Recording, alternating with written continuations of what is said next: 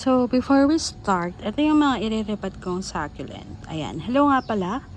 Welcome back at everything nice at Miss Succulent Love. Finally, may irerepot ko na ito mga succulent na nabili ko from the CNS Bengate. Ayan. At hindi pa nga ako makapaniwala na papre itong Seeker's Fate Beauty. Ayan. So, bago tayo mag-start, gusto kong ipakita sa inyo ang pot na ito. Kasi naman, only flowers ang ganap. Ang init ng upuan. Ayan o. So, may mga namatay na dyan. And, dun sila nagpa-flower sa pops. It's cutesy. And then, ayan pa o. Diba? Namatay na yung mga damo.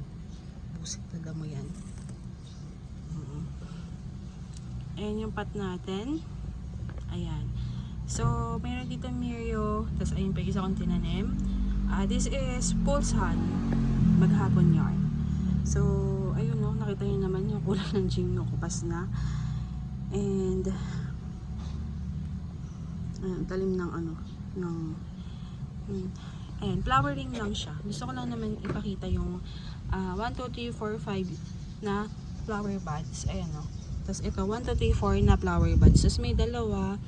Tapos marami pang possible. Like, mga 1,000 alit.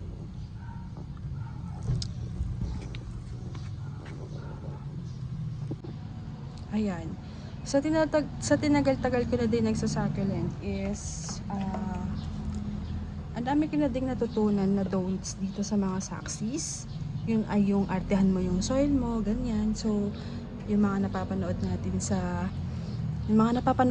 mga ano, sa mga television. So, hindi pala television sa mga vlogs at yung mga sinasabi ng mga vlogger on their own experience. Pero, what I've learned from that is kung ano yung sa place mo, alamin mo yung place mo, kung ano bang mas gusto ng succulent. Kasi hindi naman porke nanood ka ng taga ibang bansa is effective sa iyo.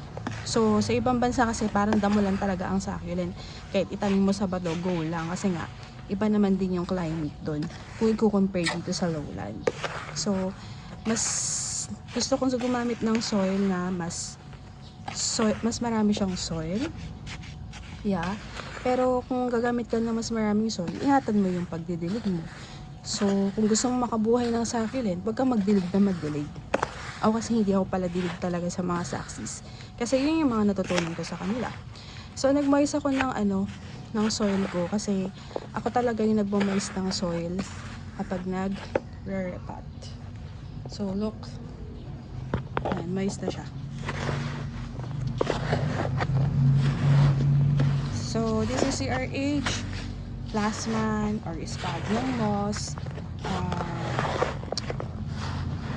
Ano pa yung nilagay ko? Garden soil, and eggshells, and of course, perlite. Ayan.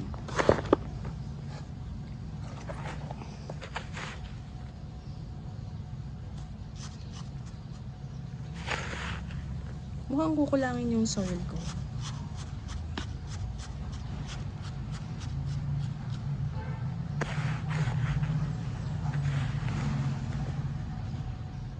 Yes. Ang sa tanim ko dito, sino ba? In fairness, maganda yung lotus. Hindi nagkakalawang kasi stainless. So, itatanim ko dito ay yung clamp, which is sea egret. Ayan. So, may pula-pula. So, nung na-receive ko to, may kulot-kulot ang kanyang, sabi ko sa vlog ko, saan, Box of Happiness from CNS Benguet na nag-colored ang mga leaves. Kasi nga, nauhaw siguro. So, hindi naman pwedeng i-ship yan ni seller ng kakadilig lang nila kasi mabubulok naman yan through shipping. So, ayan, sabi ko, magkukulot, maninilaw yan kasi sobrang init dito. And ayan, nanilaw na sila. So ako, hindi ko muna yan tinatanggal because as you see, meron pa yung tubig. Kukuha pa dyan yan ng water. So hintayin ko lang siya maging ganito and then, ayun. Pagka pwede na, O di, kapag wala nang laman, pwede na nating tanggalin. Ayan. So, kasi pagka tinanggal ko itong mga to, doon siya kukuha sa iba. Ayan. Ito meron pa to. So, tanim na natin. So, mababaw lang yung tanim ko.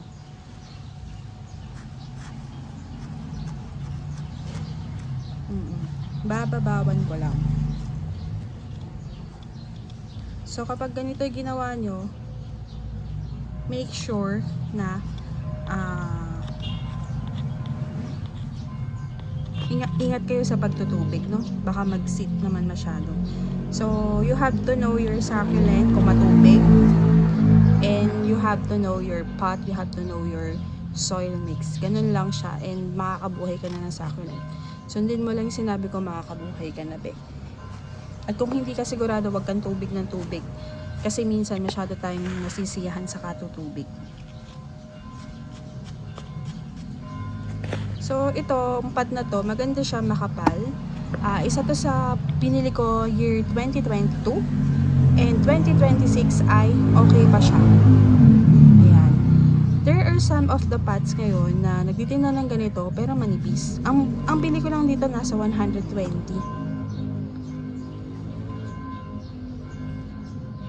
Masyado siyang pakak sa soil niya. So, ito na lang.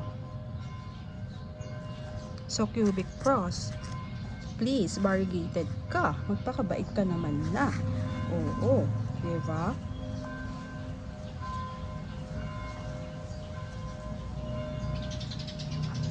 So, ang gusto ko sa moist soil is, kapag kasi nagtanim tayo, alam mo na kung plangak or kulang yung soil mo.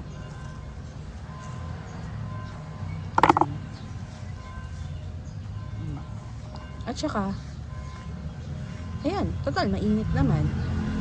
Hindi mo na kailangan magdilig. So, obserbahan mo na lang yan after a week. And moistening your soil is mas madali mag-uugat ang iyong plants. Moist the soil, moist the soil. Yan yung lagi kong sinasabi. Moist the soil. Since moist na moist siya, go. So, hindi na muna ako maglalagay ng toppings. Oo. So, kung ba siya ilalagay? Baka kasi tumumba. Yan.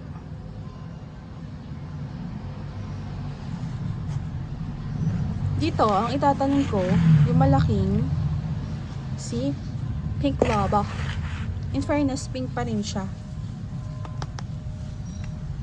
So, hindi pa nakakapanood ng vlog ko ng unboxing, panoorin nyo na.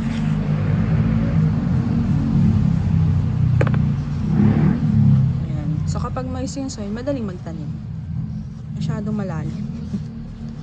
So, again, kung ganito lang ang gagawin nyo, mababaw lang, you have to make bantay-bantay for your waterings. Ayan. So, actually, malaki siya sa pot niya. Ayan. Kapag kasi hindi soil yung ginawa nyo, at ganito kalalaki yung mga succulent mo, ang tendency, itilapon yung succulent, at yung camera ko ay tumilapon din.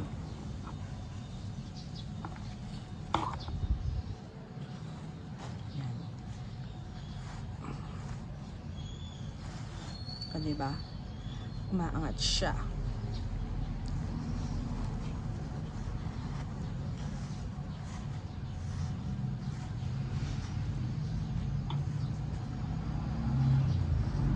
So, ang naisip ko, magpuputol ako para sa succulent na ito. Kuha lang ako ng gunting. Diyan lang kayo.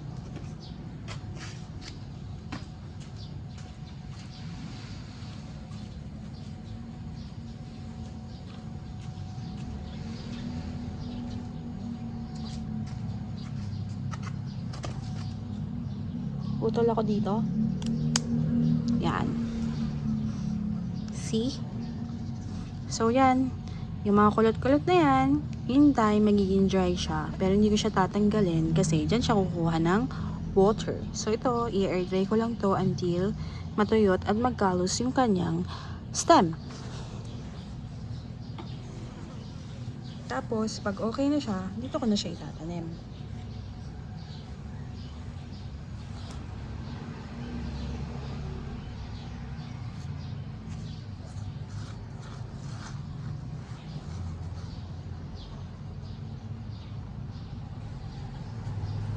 Ito, malalim to.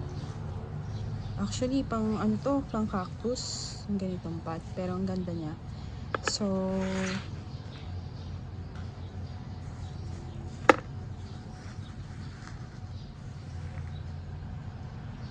ano kasi dito eh.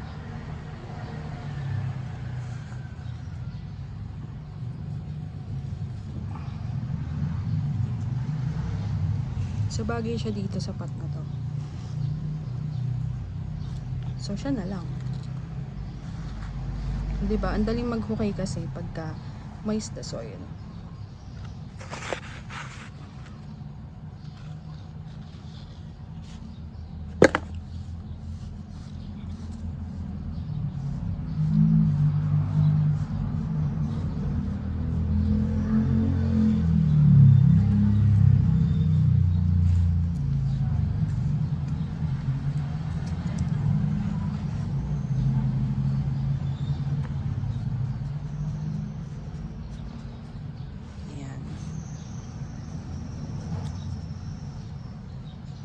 Pumakit tuloy yung pot kasi nalagyan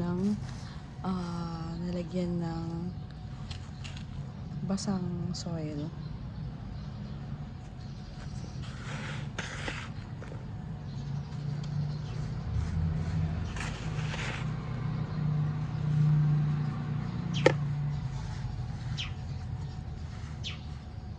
So, saka na ako maglalagay ng pataba kapag well-rooted na sila at nakita ko yung glow up.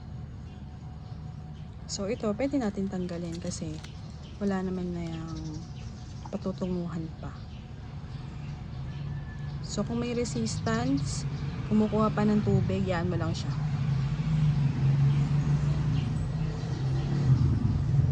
So, bawat tao, different ways sa tatanim. Tsaka, sortihan na lang kung maganda talaga yung location, maganda yung garden, talagang mahangin. Yan, yung mga nasa bukid. Yan, perfect kayo dyan. E di kayo na ang mayroong succulent na mabongga. Ayan. So, kung ganito kasing Echeveria is you have to itanim sila ng medyo angkop sa pot kasi if you would water this one tapos nababasa yung tawag dito, yung rosette is ang tendency pwede siya mag-rot, mag-stay in yung tubig kung less inorganic material or less perlite kasi gamit ko perlite. Kung less perlite is you have to kailangan hindi siya lubog and hindi rin siya sobra. So, eto pwede nating anuhan ng bato-bato. Pero hindi ko naman na siya didiligan masyado kasi less it's more of the soil kasi.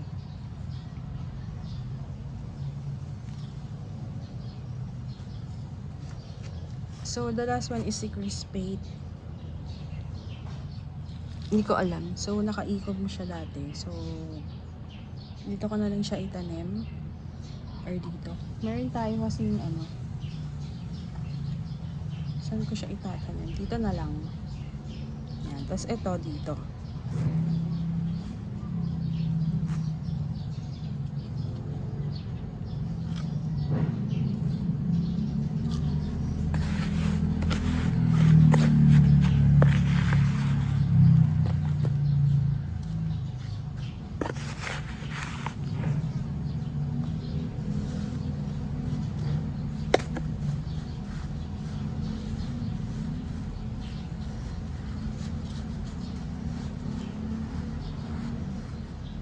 So, for the crispate at Echeveria, pwede tayong gumamit ng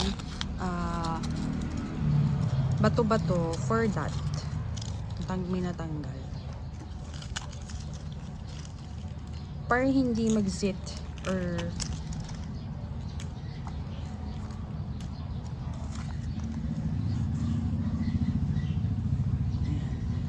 pwede tayong gumamit ng bato para hindi masyadong dumikit yung leaves nila.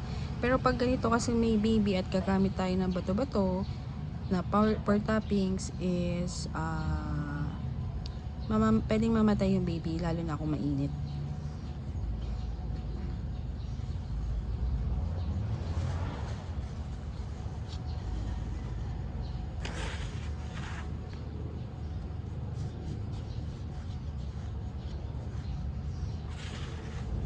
So, anong gagawin ko? Hindi na ako gagamit ng bato. Kailangan na maingat ako sa pagtutupid dito.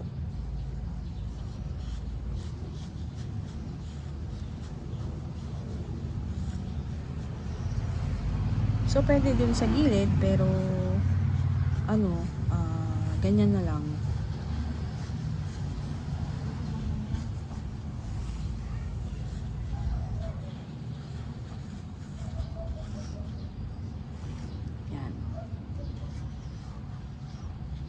Parang gusto ko siyang lagyan ng bato, pero ganyan na lang muna. Di muna ako magdidilig. So dahil putik-putik sila, ang pangit tingnan.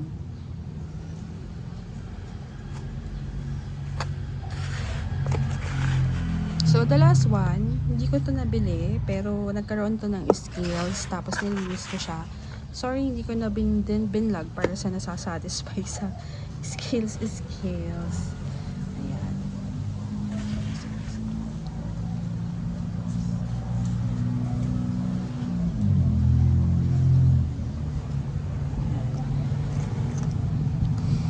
Ang laki nito, and yun, nanilaw na siya because nakababad sa araw. So binababad ko sa araw para mamatay na yung mga lintik na scales na yan. So ito, kailangan marunong ka mag-assess sa astro or cactus. And upon this one, this is dehydrated na talaga. So makikita nyo dito, kapag ganito na dry up, you have to use yung mas soil na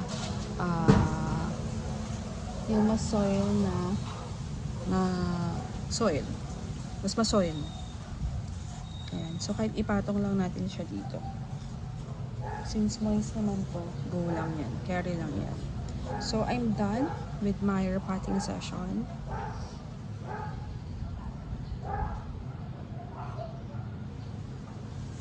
So, meron pa akong lupa dito.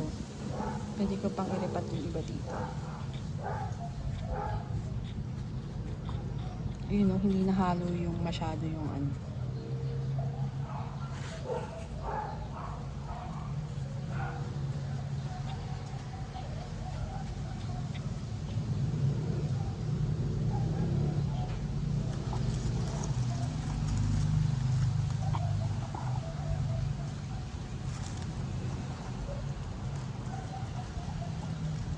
So, we're done.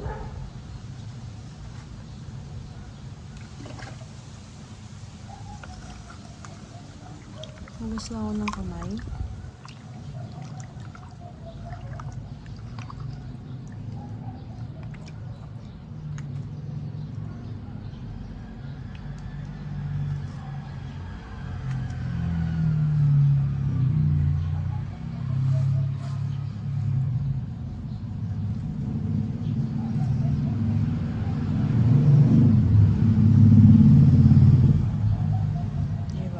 Putik-putik ang pot. So, umuuga pa siya. Ayan.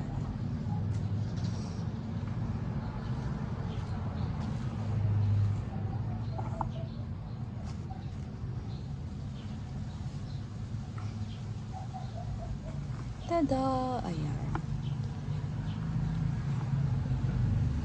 Dito na lang.